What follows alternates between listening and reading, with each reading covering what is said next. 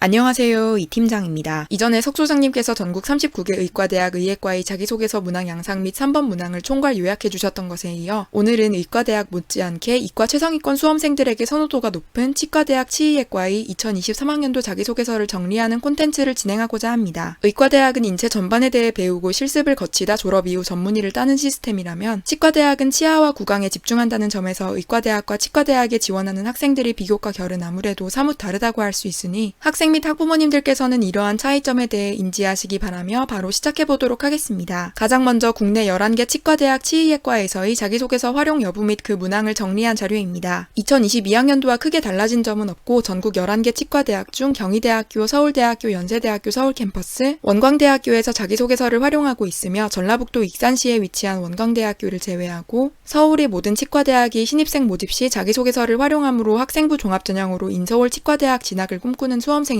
이를 유의하시길 바랍니다. 구체적으로 경희대학교에서는 학생부 종합 네오 르네상스 전형, 서울대학교에서는 학생부 종합 일반 전형, 연세대학교에서는 학생부 종합 활동 우수형 전형 및 학생부 종합 기회균형 원 전형, 원광대학교에서는 수시에서 학생부 종합 전형으로만 치의예과의 인원을 모집하기에 수시 모집의 모든 전형에서 자기소개서를 제출해야 합니다. 그중 원광대학교는 2023학년도를 기준으로 학생부 종합 서류 면접 전형을 통해 인문계열 학생 2명을 선발하고 있는데 얼핏 보기에 인문계열 학생이 수시 모집으로 치과대학에 진학할 수 있는 수단이 이것뿐이라 경쟁률이 터져나갈 것이라 예상하실 수 있지만 실질적으로 2022학년도 경쟁률은 2명 모집에 21명이 지원하여 10.5대 1이고 동일 전형 자연계열의 학생을 모집하는 치의예과의 경쟁률이 13.41대 1인 것에 대비해서도 낮습니다. 2021학년도에도 인문계열 모집이 경쟁률이 더 낮았는데 이는 특히나 학생부 종합 서류 면접 전형이 서류 100% 전형도 아니라 1단계는 서류 100%로 5배수의 인원을 선발하고 2단계는 1단계 성적 70%에 면접 30%로 면접까지 있어서 문과 학생 중 치의예과에 대비할 만한 비교과나 배경 지식을 갖춘 학생이 드물기에 선뜻 지원하기가 어렵기 때문입니다. 또 입시 결과가 공개된 2021학년도에는 합격자의 50% 등급화 성적이 1.1, 2020학년도에는 합격자의 평균 내신 등급 성적이 1.1로 원광대학교에서는 인문계열 최상위권 학생 중 치과대학에 지원할 수 있는 역량을 가진 학생을 원한다는 것을 알 수 있습니다. 치의예과 입학 이후에는 입체적인 구강 구조를 배우고 또 현장에서 다뤄야 하기 때문에 공간에 대한 사고력이 필수적이며 우리 몸에 대한 관심 및 인체에 대한 이해, 그리고 이과 학생들은 주제 탐구 활동으로 보일 수 있는 하나의 주제를 깊이 파고드는 능력이 중요하다고 할 수 있는데 이러한 점들이 자연계열 학생에 비해 뒤지지 않음을 보여주실 필요가 있습니다. 또 사회교과를 조금 더 많이 공부하는 인문계열 학생의 특성을 살려 의료계의 여러 이슈에 대해 분석적으로 논해보시되 치과 쪽에 관련되어 있다면 더욱 금상첨화일 것이고 어학 역량이 뛰어나다면 세계 구강 의료 수준이 향상에 기여하겠다는 목표를 제시할 수도 있을 것입니다. 11개 치과대학에서 어떤 전형을 운영하고 있는지 정리한 콘텐츠가 있으니 이를 읽어보시길 바랍니다. 의과대학 콘텐츠에서 석 소장님께서 당부하셨듯 정말 혹시 모를 대학이 자기소개서 관련 사항 변경 가능성 그리고 자료의 오류 가능성이 존재는 하고 있으니 치대를 희망하는 여러분들께서는 본인이 지원할 학교의 확정 모집 요강을 수시 원서 접수 직전까지 계속 확인하시는 것이 좋겠습니다. 두 번째 자료는 11개 치과대학 치의예과의 3번 문항 정리 자료입니다. 앞서 말씀드린 4개 치과대학 중 원광대학교를 제외한 경희대학교, 서울대학교, 연세대학교 서울캠퍼스가 자기소개서 3번 문항을 활용하고 있으니 인서울 치과대학 지원 시 자기소개서 1번에서 3번 문항을 모두 작성해야 하는 것입니다. 이 팀장이 바로 뒤에 말씀드리겠지만 의치, 한, 약수 전공의 인기가 점차 늘어나고 있고 자연계열 최상위권 상위권 학생이라면 해당 전공들을 한 번쯤 생각해보며 의료 관련 비교과를 조금이라도 생활기록부에 묻혀두기 마련이라 특히나 교과 성적을 높게 유지하기는 했으나 명확한 목표 없이 의치, 한, 약수 진학을 위해 이런저런 활동을 해본 학생들은 서류 100% 전형에 지원하기보다는 자기소개서를 통해 방향성을 명확하게 잡아 전공에 대한 의지를 보여주시는 것이 현명한 선택이 되리라 생각합니다. 마지막으로 치과대학을 지망하는 학생들을 위해 이 팀장이 몇 가지 이야기를 하도록 하겠습니다. 이 팀장이 지켜본 결과 최근에는 의대에 치대를 놓고 보면 의대를 선호하는 경향성이 더 커져서 그런지 통상적으로 1학년 때부터 치대에 가겠다고 지망하던 학생들은 성적이 떨어져 아예 다른 학과를 지망하게 되는 경우는 있어도 갑자기 의대에 가고 싶다고 진로 목표를 바꾸는 경우는 드물긴 했습니다. 그러나 의대를 지망하다 성적이 떨어지거나 쟁쟁한 경쟁자들의 부담을 느껴 치과대학으로 시선을 돌리는 사례는 꽤 있었고 사실 3학년 진학 이후나 원서 접수 시 갑자기 진로를 바꾸는 경우라면 치과대학에서 의과대학보다는 의과대학에서 치과대학이 비교적 성공률이 더 높기는 합니다. 11개 각 치과대학에 대해서는 내년이나 내후년 초반기에 세부적으로 분석하는 콘텐츠를 진행하는 게 어떨지 소장님과 상의를 한 상황이라 치과대학에 지원할 여러 유형의 수험생들을 위해 가볍게만 말씀을 드리자면 우선 치과대학을 꾸준히 지망하는 학생들이야 하던 대로 열심히 서류 및 면접을 준비하는 것에 더해 각 학교의 홈페이지에서 치의학 교실이나 학과목 소개를 참고하셔서 여러분들만의 구체적인 목표를 설정해 보시는 것을 추천드립니다. 설명드립니다. 화면 속 사진의 예시는 서울대학교 치의학과인데 구강병리학을 예로 들면 흔하지는 않지만 초기 진단이 힘든 구강암의 예방법 및 조기 진단의 중요성을 강조하고 구강암 환자들이 겪을 수 있는 구강 기능 장애나 안면 장애를 어떻게 최소화할 수 있을지에 대해 연구하고 싶다는 목표를 제시할 수 있습니다. 또한 어렸을 때 충치 치료나 신경 치료를 했을 때 아파서 치과에 대한 두려움이 생겼다는 경험을 토대로 치과에 대한 공포를 해소할 수 있는 방법은 무엇이 있을지, 치과 치료 시 통증을 완화할 수 있는 시술에는 무엇이 있을지 연구하겠다고 할 수도 있는 것이고요. 그리고 치과대학과 의과대학 간 조금이라도 겹칠 수 있는 비교과에 대해 말씀드리려 합니다. 우선 치아와 뼈는 경조직이며 연조직과 맞닿아 있다는 공통점이 있기에 치과는 정형의학과 관련성이 있습니다. 또한 최근에는 입속 세균이 다양한 합병증을 유발할 수 있다는 연구 결과와 함께 뼈와 면역계가 소통한다는 연구 결과로 골 면역학이 주목을 받고 있으며 단순히 치아와 구강에 한정하지 않고 신체 전반의 질환과 치과 질환을 유기적으로 연계해 생각할 수 있습니다. 그리고 사람들이 기능적, 미용적 교정 시술에 관심이 있어 성형외과를 지망하던 학생이라면 성형외과에서 실시하는 양악수술, 안면윤곽 수술 등에 대한 탐구를 치과의 구강학 안면외과로 연결지을 수도 있고, 마지막으로 치과에서는 육안을 통해 환자의 치아 및 구강 상태를 점검하기도 하지만 엑스레이 등을 통해 환자의 상태를 면밀히 관찰하기 때문에 영상의학 분야에서 인공지능의 혁신에 대한 기대감을 보이는 영상의학 분야에 대한 비교과 또한 치과대학과 의과대학에 모두 적용될 수 있을 것입니다. 치과대학은 한의외과와 마찬가지로 의치한약수 중에서는 다소 독특한 포지션이라고 할 수 있으니 치과대학을 지망하는 여러분들께서는 여러 전공 중 어쩌다 치의학과를 지망하게 되었으며 무엇을 이루어내고 싶은지 어필하는 것이 자기소개서 및 학생부 종합전형에 중요하다는 것을 알려드리며 오늘 이 콘텐츠를 마무리하도록 하겠습니다. 감사합니다.